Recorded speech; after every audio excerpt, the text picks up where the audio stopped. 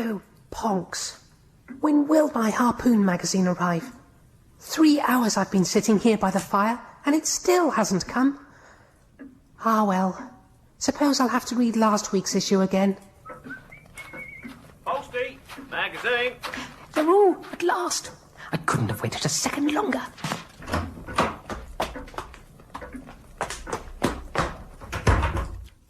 Jiminy Jaspers, what an issue! That good old front cover, with its spiffing whaling ship braving the briny, valiant oil-skinned sailors greasing their harpoons and dreaming of blubber. Oh, I can't wait to get reading this one. Here goes.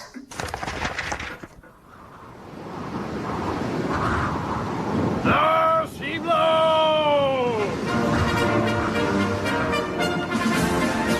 All aboard for this week's edition of the Harpoon.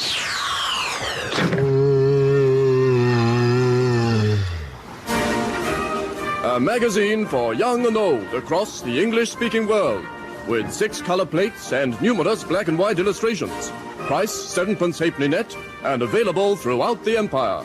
All rights reserved.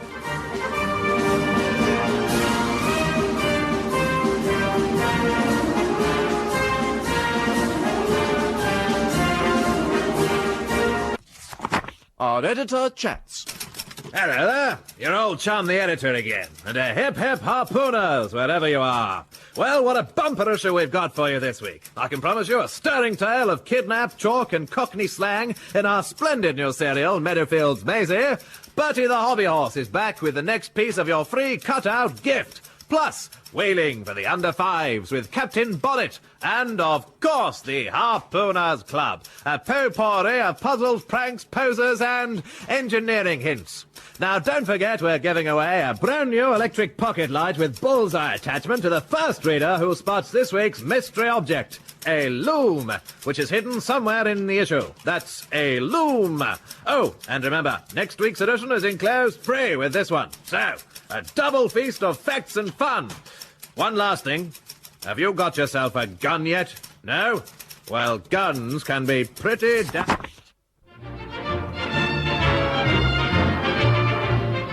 The Harpoon How-To. The Reverend A. Morris, author of How to Build a Wheelbarrow, How to Build a Sledge, How to Build a Chicken Coop, How to Build a Workbench, How to Build a Lectern, How to Build a Goose Restrictor, and How to Build a Wig, this week tells us how to build something. How to build a garden pond for profit and pleasure. Good afternoon.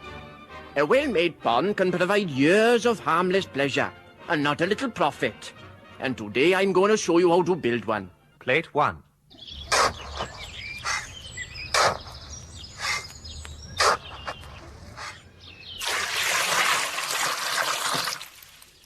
A garden pond. And there it is. For the correct dimensions, see figure 1 below. At this stage, we have a small but perfectly formed... Figure 1. 3 foot 6 inches by 2 foot 4.5. Divided by 1 3/7 of a hectare, 2 chains from top to bottom. circle of liquid, guaranteeing years of non-stop entertainment and pleasure. And now for the profit. Figure 2. A small sign strategically placed nearby with pond for sale painted on it will ensure a tidy profit should a passing traveller spot it and think, goodness, how I yearn for the simple joy of a garden pond. Oh, tadpole, frog and minnow, and thou yon mollusk back...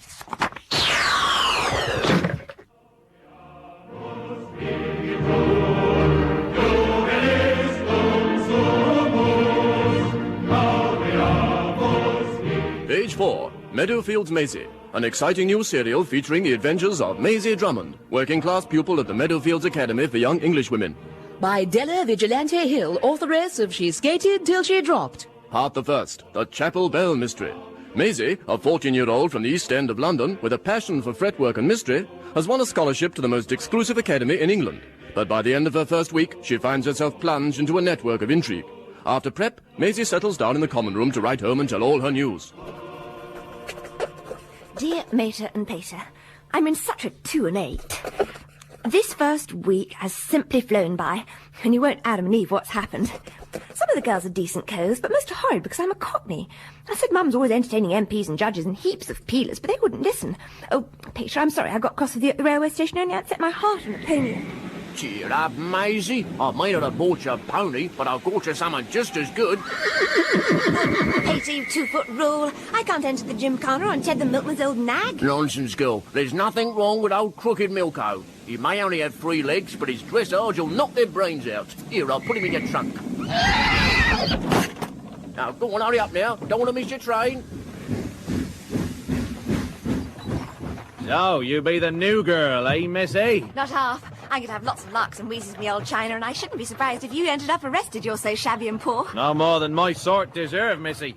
Can I give you a bit of advice? What's that? Stay away from the village. But why? Well, there'll be a lot of unshaven men about with cloth caps, enormous facial scars, and binoculars. Loading things into the backs of vans. Truth, you're right. Look, 2 ugly men with distorted visages and field glasses looking well suspicious in a secluded lane. Never mind them now, miss. Look, the towers and meadowfields be peeping through the trees. Blooming heck, right, I'm a beta. Here, you'll see better through these.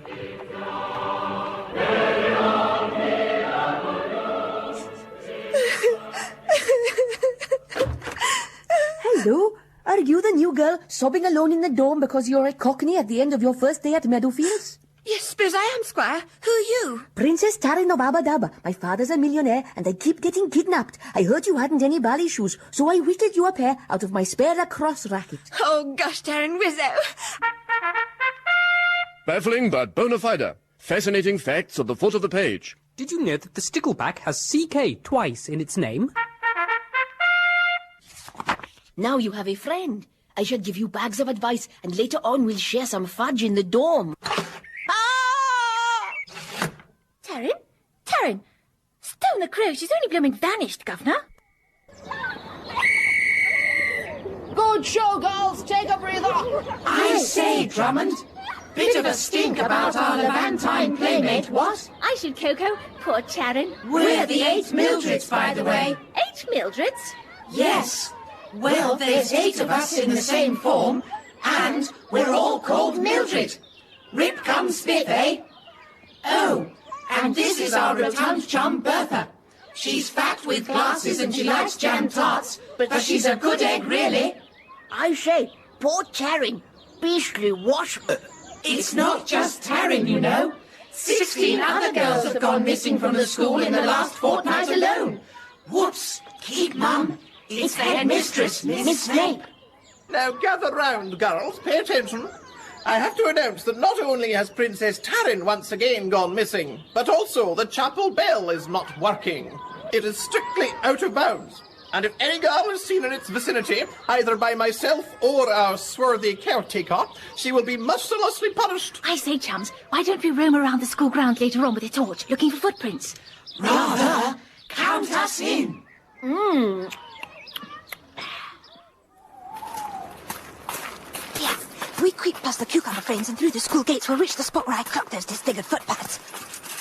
Scrimmage, the gate's locked. How are we going to get through? Look, if you fasten all our spectacles together, they'll make a stepladder. Good thinking, my octet of chums. Right, follow me. Engine file. Pull it off. Watch out. Right, here we are. Look, there's a shadowy figure wandering in front of the chapel in a dazed manner. It's Taryn. Oh. Speak to us, Taryn. For God's sake, blab. Binoculars. Look, Abdul the Arab caretaker emerging in a guilty manner from the chapel and scurrying across the quad. And carrying binoculars. And a huge crate marked Saudi Arabia with a school tie and a blonde pigtail hanging out. What can it all mean? So, what have we here? A gaggle of midnight snoopers. Miss Snape! And in a yashmak. Well, Daddy, no wonder the chapel bell wasn't working. Apparently Taryn had been lashed to the clapper. But who by, and why had they released her? And what kind of school maintenance was Abdul carrying out with his huge crate? What of the 16 girls still missing, the strange van loadings in the village, and all the binoculars? Strange that at such a time Miss Snape should be frivolously experimenting with Middle Eastern fashion. Love a duck, Pater. What a big, juicy mystery to get my Hampstead Heaths into. Well, better get off and practice on Crooked Milko. It's the Gymkhana next week.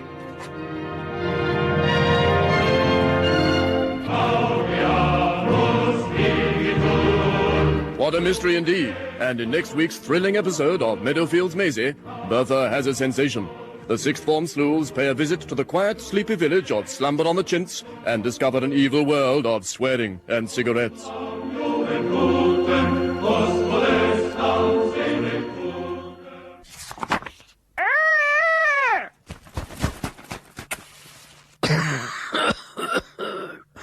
Cormorants, for health, vigour and happiness. Now in king size and new filter tips. Guaranteed high tar for clear lungs and fresh breath.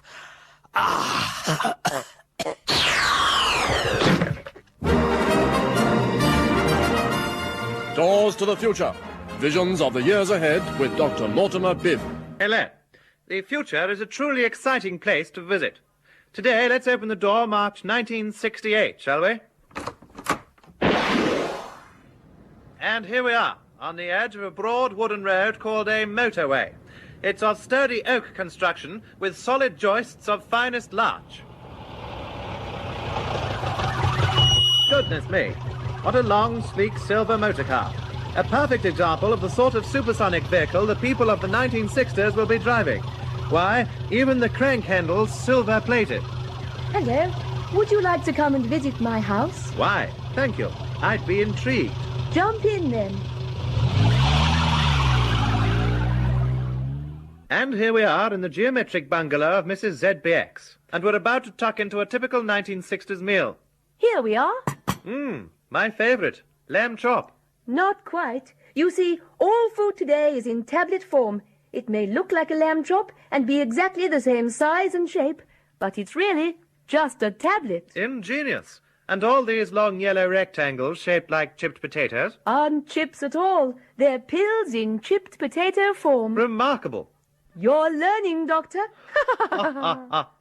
And why the spherical glass helmet? It's for going into space, silly. That's where I work. Goodness me, what advances. And what do you do in space? A little light dusting. Before you go, would you like to listen to some music? Rather. Here, by pressing this button, I can make our huge white Bakelite phonogram emerge from the wall. And now for some of the very latest in 1960s electronic tunes. Won't you Charleston with me? Well, certainly makes the bunny hop sound old-fashioned. And while the bands play that, open your door, around we'll go, together we'll show. Wonders of Nature. The life cycle of the Celtic bogfly. Drawn by Miss Valerie Hastings. Figure 1, the fly is born. Figure 2, the fly makes its first tentative flight. Figure 3, the fly comes to the end of its life cycle.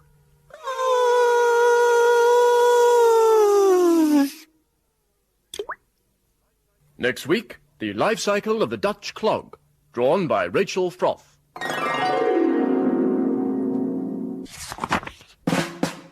Very smart military moustache with Dixon's guaranteed moustache forçat.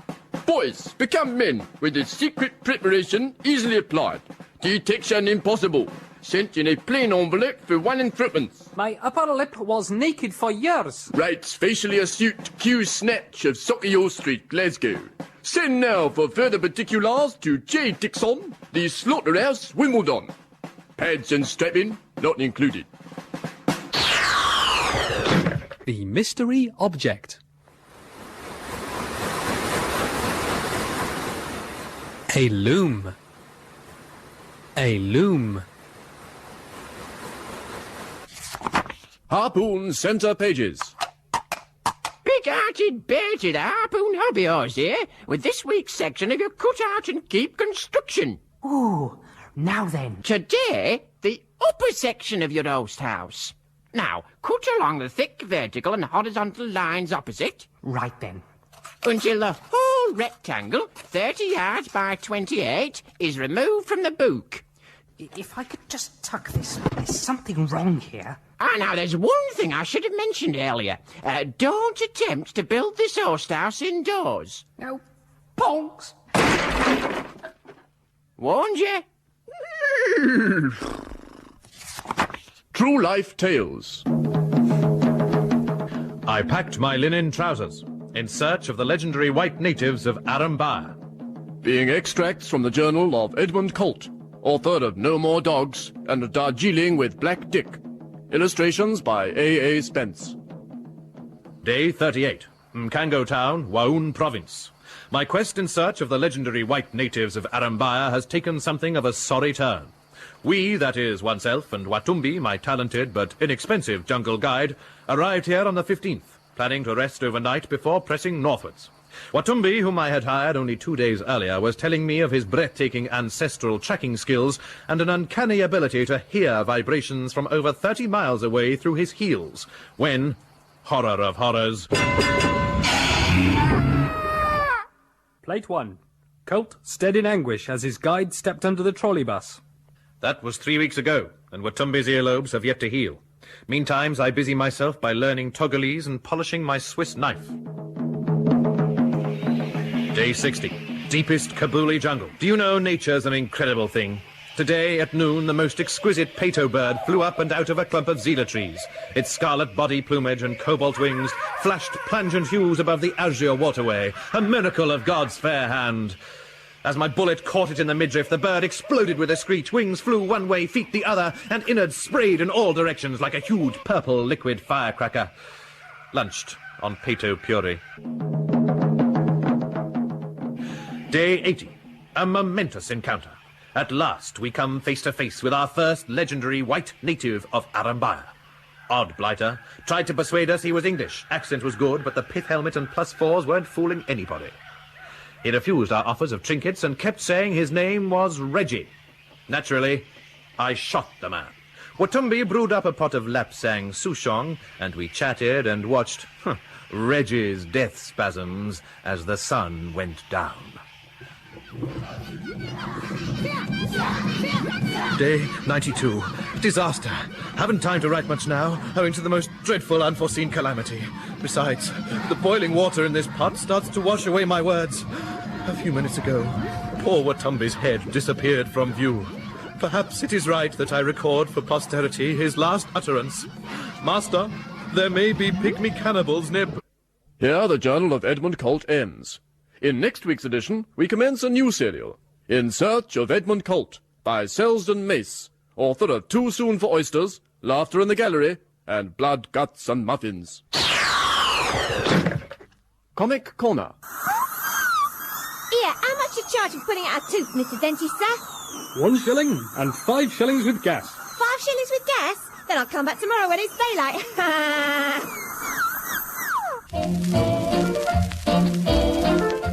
From A to Z with Nurse Dennis. An alphabet of universal knowledge, from angina to Zulu's removal of. This week, the letter G, with help from Little Bobby. Hello, my dearios. Well, have we got some fascinating letter G's for your good selves? First off... Giblets. Uses of... Yes, giblets. Excellent for soups, stews, and raw as a light mid-morning snack. Also ideal in the treatment of schizophrenia. The galaxy. Yes, the galaxy. Any of a vast number of star systems held together by gravitational attraction. No use whatsoever. Glands enlarged. Unfortunate bodily swellings. To be rid, simply paint them so they look smaller. A technique that can be applied to measles, humps, and superfluous limbs. Boys of Other Lands. Number 113. Italy.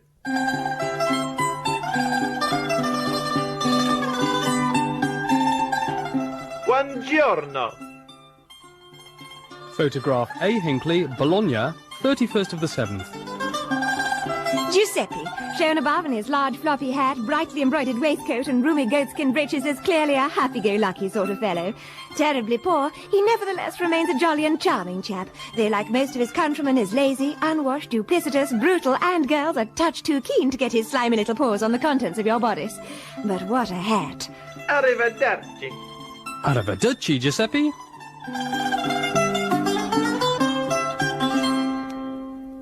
Next week, the Cayman Islands. New development of exquisite town houses for sale. Well appointed, genteel, affording splendid vistas of adjacent deer park. Clearly an area for your future generations. Mr. J. Brown welcomes viewers at 93 Burma Crescent, Toxteth. The Healthy Harpooner. Fun and games in the swimming bath. Miss Winifred Gibson, sports instructress for Margate Young Ladies Correctional Facility, gives us hints on enjoyment in the water. Demonstrations by girls of the Carshalton breaststrokers. 50 years ago, few girls were able to swim. Baffling but bona fide. Fascinating facts at the foot of the page. Did you know that Dick Powell, the motion picture performer, started off in a quite different profession? But nowadays, the empire is veritably stuffed with baths where a girl can give up her young, fresh, supple frame to the moist grip of an icy pool. The exhilarating company of other fillies rubbing each other down with coarse manila towels, soaking up the earnest teenage sweat which trickles down there. Today we look at diving. Ready, girls? Ready, Miss Gibson. Mary, show us a hodge jump, will you? Letitia, an aeroplane dive, please. Amy, a clap hands, Charlie. And finally, Ruby, a St. Bernadette with swallowtail straddle. Super jump.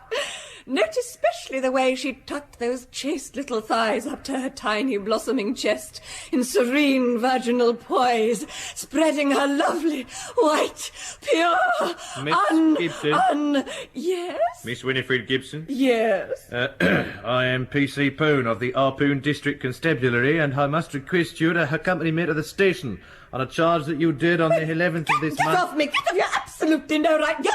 Make it hard on yourself, Miss Gibson. Don't make it hard on yourself. Right, who's for a snog then? Oh, my goodness.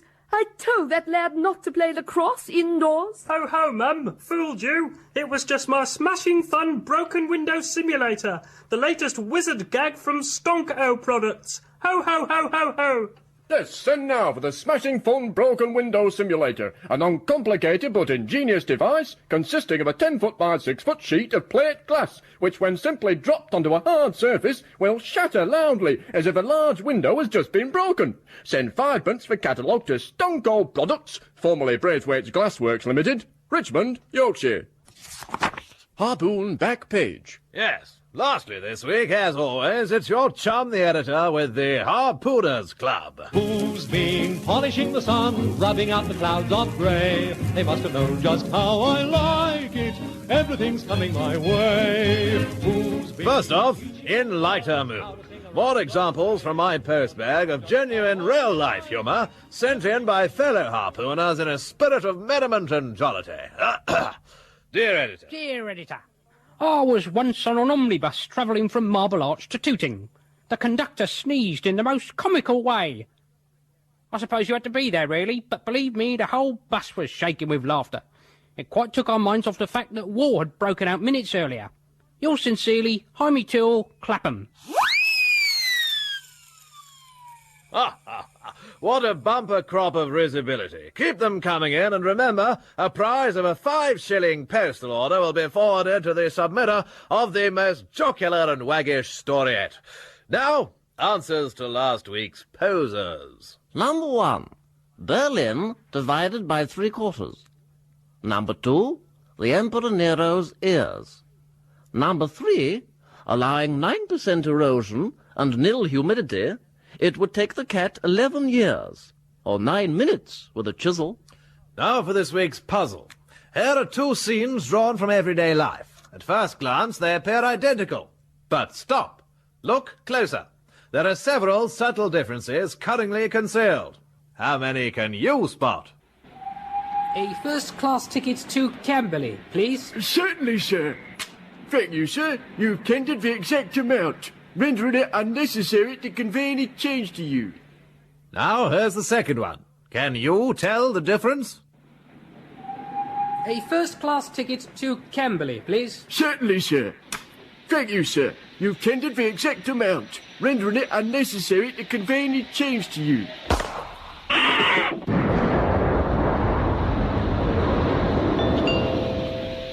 The cheese now standing at platform 4 is the 1153 to Ollied, calling at County Hantrim, the Northwest Passage, Venus and Ollied. Did you spot them? Next, Query Corner. Answers to your questions from around the world. F. Spicer, Lagos, Nigeria. I suggest you hold it firmly by the tail with your right hand, then pull hard with the left until the head comes clean away. Otherwise, use a gun. John Bucket, Newbury, Berkshire. This sort of, nervousness is most unhealthy. Keep your fingers busy with fretwork or whittling. Cold showers are useful, apparently. Dixit, Chandrapur, Southern India. Biscuits, lad, biscuits. Master M. Gandhi, Calcutta, India. Fascinating theory, Mahatma, but I doubt it'll catch on. Get yourself a gun, lad.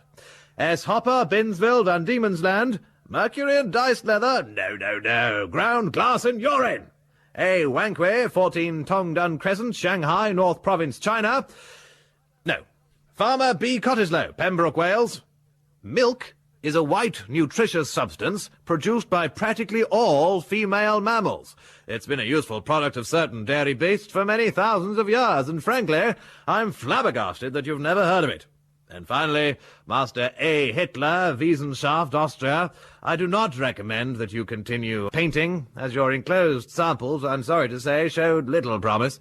Why not try some other hobby? Say, public speaking. Few guns might be handy. Well, I'm afraid that's all for this week, so here's a hearty cheerio from everyone here at the gaslit offices of the Harpoon. Enjoy your free issue, won't you? There are some thrilling articles about poultry, courting tips from Edward Fondle, and some highly detailed diagrams explaining how you can learn to throw your voice.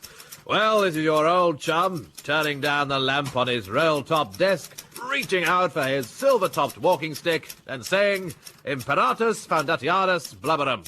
Hip, hip! Who's been polishing the sun, rubbing out the clouds of grey? They must have known just how I like it. Oh, come on, let's go. The Harpoon is printed and published weekly by the proprietors, London W1. The magazine was penned by Julian Dutton and Peter Baynham. The characters were lavishly depicted by Susie Brann, Alistair McGowan, Mary Elliot-Nelson, Peter Baynham and Julian Dutton. The Harpoon was produced on stretched goat's vellum by Sarah Smith. All rights reserved. Everything's coming my way. Who's been polishing the sun? They must have known just how I like it. Everything's coming my way. And now your next issue free. The sea blows! All aboard for this week's edition of the Harpoon.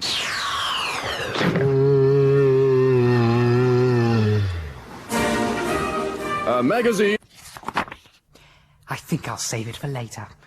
Time now for tea and giblet crumble.